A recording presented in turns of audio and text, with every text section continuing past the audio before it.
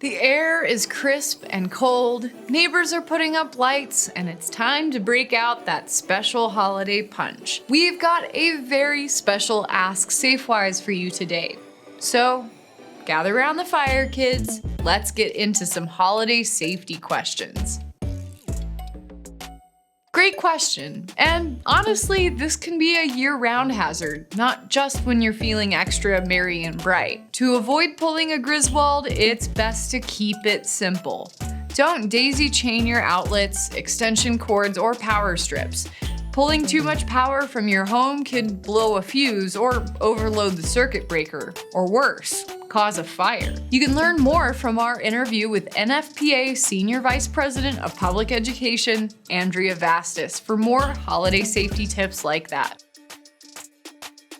The whole tree? That's impressive, but definitely bad. As a general rule, pets and Christmas trees don't mix.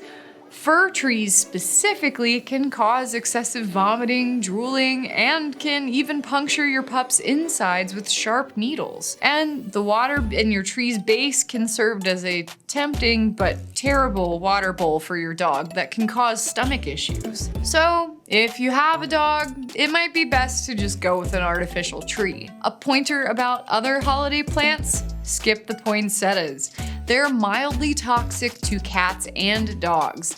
So if you want some fa-la-la-la foliage in your home, keep it artificial and out of reach from your furry friends. The short answer is magic, but it helps to clean your chimney flue once a year before the big man shows up.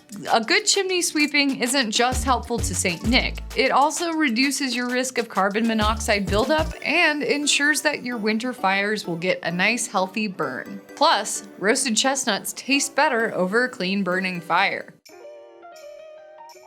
If you're celebrating those 8 crazy nights this year, keep your pets in mind, especially when it comes to lighting the menorah. Just like those toxic plants, it's best to keep them out of reach from your pets. This can be tricky for cat owners, but training them to stay off the furniture is a really good start. Only if they've been bad this year. The German legend of Krampus dates back centuries. He seems to only target bad kids, but we're a little unclear on what counts as bad coming from an ancient child-snatching creature. A good start to Krampus-proofing your home might be festive bells on the doors or windows so any intruders, supernatural or otherwise, will wake you in the night. Luckily, human intruders can be slowed down or caught with a home security system or on camera. Regular reindeer? Probably not. Magic reindeer? Definitely not. Reindeer eat between 9 and 18 pounds of moss, hay, shoots, leaves, and grasses per day. And they require a lot of space to roam free, not including airspace. And while they're the only deer species to be domesticated, it's probably best to leave them up to the professionals and indigenous folks in the Arctic. Okay, honestly, this looks like a ton of fun to try, but here's where Buddy went wrong. You gotta start with a tree that fits your house and maybe consider an old-fashioned ladder or a step stool. From our Safewise family to yours, we hope you and your loved ones have a safe and happy holiday season. We'll be back with new videos in 2022, but for now, happy holidays and stay safe.